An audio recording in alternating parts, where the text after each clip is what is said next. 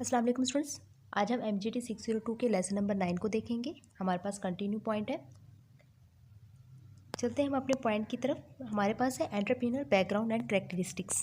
ठीक है जी स्टूडेंट्स, अब हम बात करेंगे एंटरप्रेन्योर बैकग्राउंड एंड कैरेक्टरिस्टिक्स के बारे में। मतलब एक सक्सेसफुल बिजनेस शुरू करने वाले इंसान की एजुकेशन, पर्सनैलिटी और एज का रोल क्या होता है।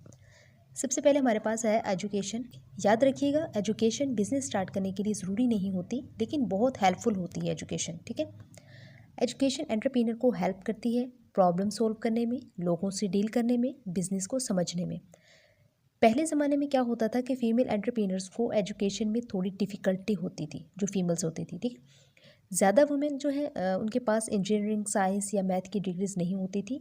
लेकिन एक इम्पॉर्टेंट स्किल जो ज़रूरी होती है वो क्या थी? Communication skills.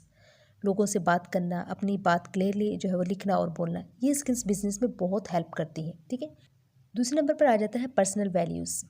रिसर्च से पता चलता है कि एंटरप्रेन्योर्स और नॉर्मल लोगों की पर्सनल वैल्यूज़ में कोई ज़्यादा फ़र्क नहीं होता, लेकिन कुछ क्वालिटीज़ सक्सेसफुल एंटरप्रेन्योर्स में कॉमन होती हैं, जैसे कि लीडरशिप, सपोर्टिव होना, थोड़ा एग्रेसिव होना, मतलब कॉन्फिडेंट और स्ट्रॉन्ग डिसीजन लेना। ठीक है, क्रिएटिव होना, सच बोलना, रिसोर्सेज ढूंढना। ठीक है, सो याद रखिएगा, अक्सर जो सक्सेसफुल एंटरप्रेन्योर्स होते हैं उनको विनर माइंडसेट वाला इंसान कहा जाता है। मतलब पहले जीतने का माइंडसेट होता है, फिर बिजनेस में सक्सेस मिलती है। ठीक है, इसके बाद हम आगे आ जाते हैं एज पर। यहाँ दो टाइप्स की एज होती है, एक जो है एंटरप्रेन्योर एज होती है, दूसरा क्रोनोलॉजिकल एज होती है।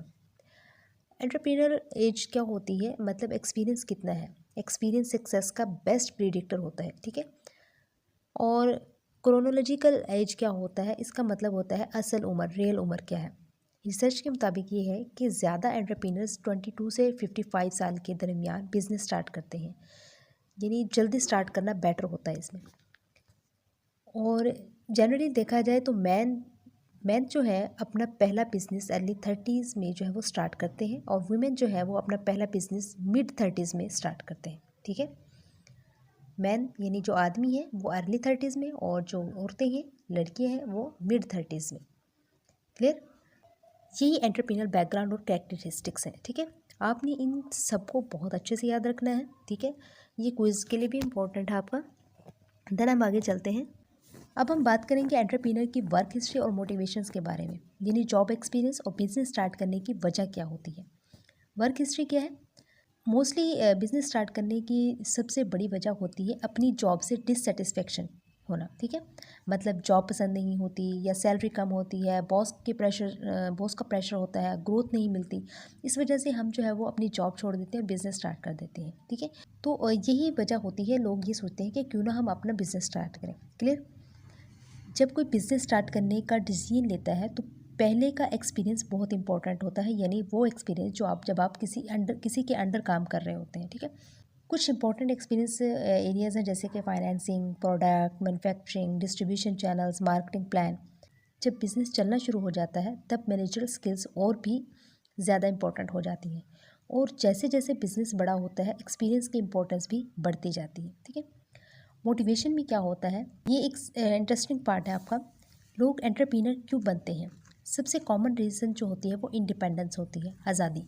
मतलब मैं किसी के लिए काम नहीं करना चाहता या चाहती। ठीक है, लोग अपना बॉस बनना खुद चाहते हैं।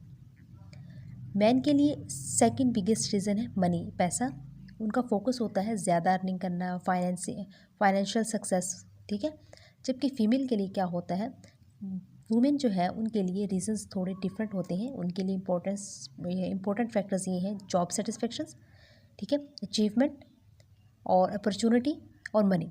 यानी वुमेन के लिए सिर्फ पैसा नहीं बल्कि सेटिस्फेक्शंस और अचीवमेंट भी इम्पोर्टेंट होती हैं। ठीक है, तो आपने ये भी देख लेना है स्टूडेंट्स। नेक्स्ट हम चलते हैं की टर्म्स पर।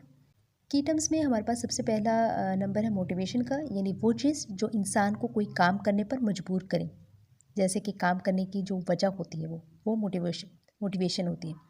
सेकंड नंबर पर है नीड फॉर अचीवमेंट, यानी इंसान की ये डिज़ायर के लोग उसकी सक्सेस को पहचानें और अप्रिशिएट करें।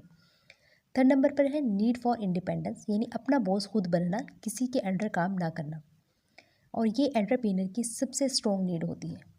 चौथे नंबर पर प्रोफेशनल सपोर्ट नेटवर्क आ जाता है, यानी वो लोग जो बिजनेस में एंटरप्रेन्योर की हेल्प करते हैं, जैसे फ्रेंड्स, मेंटोर्स, इन्वेस्टर्स, एडवाइज़र्स वगैरह, ठीक है।